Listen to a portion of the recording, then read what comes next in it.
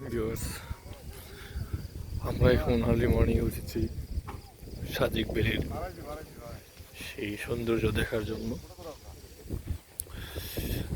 মেঘের উপরে বসবাস করে উপর থেকে মেঘ দেখার সৌন্দর্যই অন্যরকম। তার ছবি আমি আপনাদের মধ্যে ফুটিয়ে দিচ্ছি। এ হচ্ছে নিজে মানুষের বসবাস, পুরো হচ্ছে মেঘ। মেঘে রাখা এই পাহাড় পর্বত মনে হয় যেন পর্বতের উপরে এক বিশাল নদ নদী বয়ে চলেছে। মেঘেদের ফুটে ওঠে।